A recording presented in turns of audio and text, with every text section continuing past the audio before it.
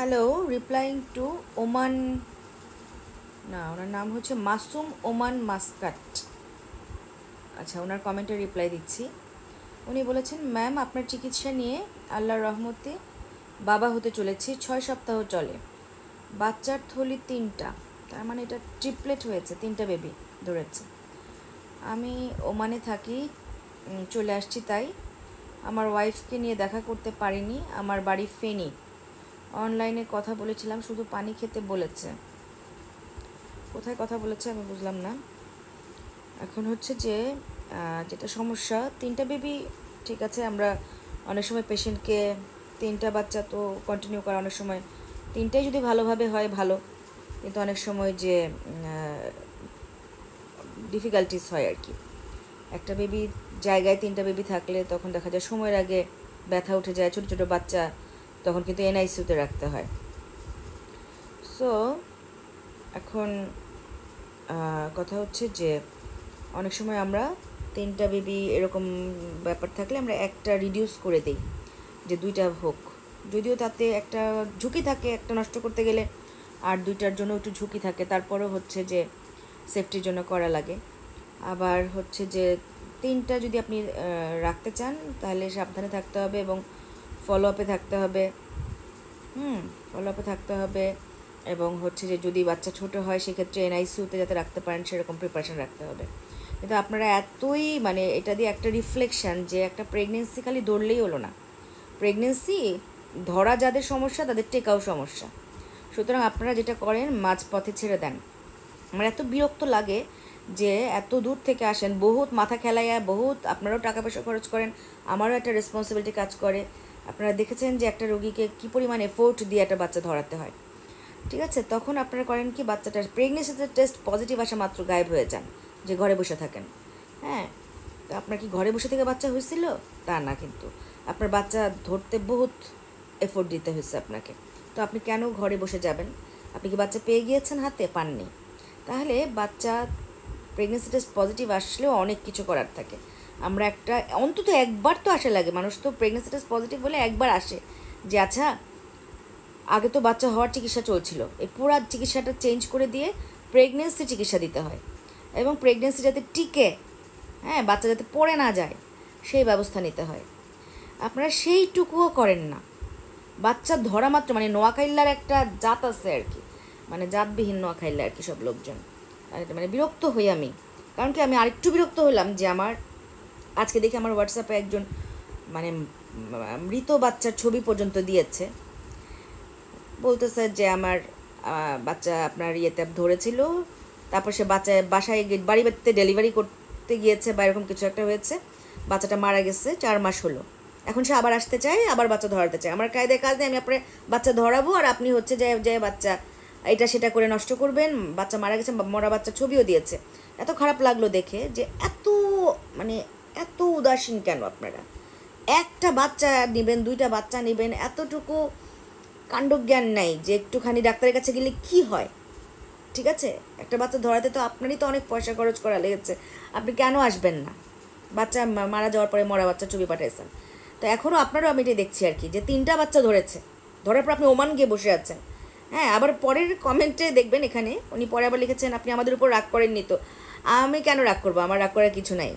হ্যাঁ, কিন্তু কথা হচ্ছে যে একটা ফেইলোর আমাকে, আমার ক্যারিয়ারে আমি ফেইলোর যোগ করতে চাই না। একটা রোগী যখন বাচ্চা হয় না বা বাচ্চাটা আপনি অনেক দিন আসছেন আপনার হচ্ছে না, আমারও একটা মানে ইতস্তত লাগতে থাকে যে আমি মানে সে এফোর্ট দিচ্ছে, আমিও যে আমার মতো চেষ্টা করছি, আপনি মানে হচ্ছে না, বা হলেও যখন টিকে না আপনারা যে যখন এই মানে নষ্ট করে আসেন পুরো ব্যাপারটা, তখন তো আমার একটা ফেইলোর যোগ হয়। আমি তো ফেইলোর চাই না, ঠিক আছে? এখন এই জন্য আমি বলবো যে যারাই অনেকেই কনসিভ করছেন, বাচ্চা প্রেগনেন্সি টেস্ট পজিটিভ হওয়া মাত্র গায়েব হয়ে যাবেন না, একটা সার্টেন লেভেল পর্যন্ত তো যেতে হবে, তাই না? যে বাচ্চাটা যাতে টেকে, তো সেই চিকিৎসাটা আপনারা নিয়ে যান না। ইভেন কি হোয়াটসঅ্যাপ ভিডিও কলের অ্যাপয়েন্টমেন্টের অপশন রাখা হয়েছে, সেটা কি? হোয়াটসঅ্যাপ ভিডিও কল মানে কি?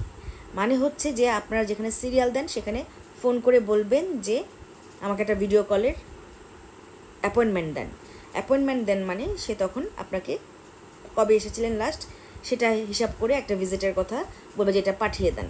এটা পাঠানোর পরে আমি যখন চেম্বারে বসবো তখন সে বলবে যে এবার রিপোর্টগুলো পাঠান আপনার। আমি রিপোর্টগুলো স্টাডি করে তারপর কথা বলি।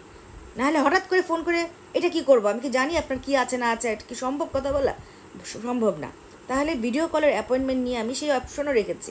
তারপর আপনারা প্রেগনেন্ট রোগীগুলো এত কষ্ট করে প্রেগনেন্সি ধরানোর পরে আপনারা কোনো ফলো আপে আসেন না, এবং বাচ্চা নষ্ট করে, বাচ্চা এই যে ভুল ডেলিভারি করে বাচ্চা মানে পুরাটার 12টা বাজিয়ে দিয়ে, সব এফোর্টের 12টা বাজিয়ে দিয়ে তারপর যে আবার বাচ্চা চাই, এখন আমি বাচ্চা একটা হয়েছে, এখন আবার বাচ্চা ধরানোর জন্য আসছি, মানে আমার খাই দেওয়ার কাজ নেই, খালি আপনাকে, মানে আমি খুব বিরক্ত হই এরকম কিছু হলে। আমি মানে ওই রোগী আমাকে যে বাচ্চা মৃত বাচ্চা ছবি মানে দিয়েছে, আমি যে আমি আসলে তার রিপ্লাই দিচ্ছি না, আমি বিরক্ত হয়েছি। হ্যাঁ, যে একটা ডেলিভারি তুমি হাসপাতালে এসে করতে পারো না এই টাইমলি, হ্যাঁ, একটা ফলো আপেও আসে নাই, সেই বাচ্চা মারা যাওয়ার 4 মাস পরে এখন আবার বাচ্চা ধরাবে, সে আবার ফোন দিয়েছে, মানে মেসেজ দিয়েছে। তো এই জন্য আমি বলবো যে বাচ্চা ধরা মাত্র গায়েব হয়ে যাবেন না, অবশ্যই বাচ্চা পেটে আসলেই হয়ে গেল না, সেটা টেকানো একটা বড় চ্যালেঞ্জ।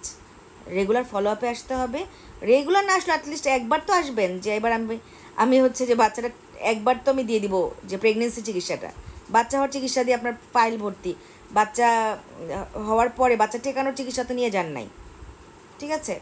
সো আর বউ এক একটা আল্লাহর হস্তে, জামাই বিদেশ থেকে এসে বউরে নিয়ে আসতে হবে কেন? আপনারা একটা আত্মীয় স্বজন নিয়ে চলে আসতে পারছেন না যে হ্যাঁ নিয়ে যাই, মানে আমার ট্রিটমেন্টটা নিয়ে যাই?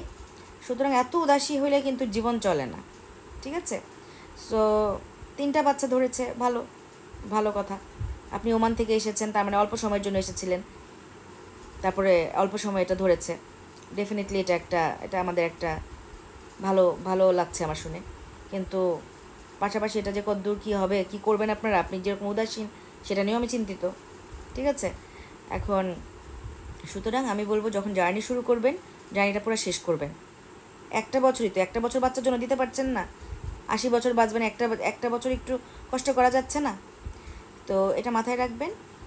আর যে কোথায় আমি বসি আপনাদের সবার উদ্দেশ্যে বলছি, সবসময় তো কথা বলতে পারি না, এখন কথা বলা আসলে অনেক সুযোগই পাই না। আমি ধানমন্ডি আনোয়ার খান মডার্ন, ধানমন্ডি 8-এ, লিফটের 5, ক্যাপিটাল মার্কেটের উপরে। শনি থেকে বুধ 5 দিন 6টা থেকে 10টা বসি।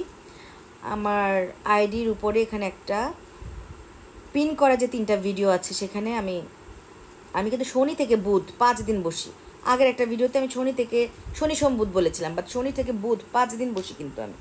সো ওখানে একটা সিরিয়াল দেওয়ার নাম্বার আছে, সেখানে সিরিয়াল দিয়ে যোগাযোগ করবেন, ঠিক আছে? তো বাচ্চা তো অনেকেই যে এরকম হয়েছে, অনেকেই বাচ্চা ধরে, দেখা যায় যে বাচ্চা আসে, ট্রিটমেন্ট নেয়, বাচ্চা ধরে, তারপর চলে যায়, এরপর সে বাচ্চা টিকাতে পারে না, দেখা যাচ্ছে বাচ্চা পড়ে গেছে, অ্যাবর্শন হয়ে গেছে। তো সেটা যেন না হয় আর কি। বাচ্চা একটা জিনিস, এটাকে হেলাফেলা করে নেবেন না, দেরি করবেন না, 2টা বাচ্চা নিয়ে ফেলবেন।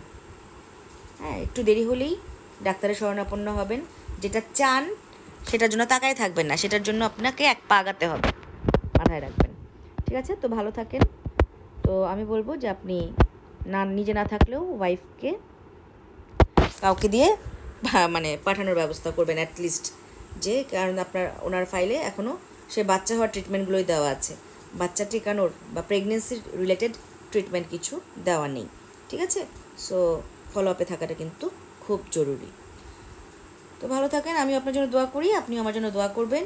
এবং শুধু বাচ্চা হওয়া না, যে কোনো গাইনোকোলজিক্যাল সমস্যা, আপনার টিনেজ মেয়েটার সমস্যা, আপনার মায়ের সমস্যা, সব রকম গাইনোকোলজিক্যাল সমস্যা, যারা বিয়ে করবেন, কবে বিয়ে করবেন, বাচ্চা নেবেন, কবে বাচ্চা নেবেন, বিদেশে যাবেন, কিভাবে প্ল্যান করা যায়, সব বিষয়ে এসে মানে আলোচনা করে যাবেন। লাইফে সব কিছুর জন্য প্ল্যানিং দরকার আছে, ঠিক আছে? তাহলে সাফার করবেন না আর। তো ভালো থাকেন, চেম্বারে আসতে দেখা হবে, না হলেও আপনার বাড়ির কাছে কোনো গাইনোকোলজিস্টের তত্ত্বাবধানে মাঝে মাঝে থাকবেন, ঠিক আছে? তাহলে লাইফ সহজ হবে। আমার জন্য দোয়া করবেন, আমিও আপনার জন্য দোয়া করি। বাই।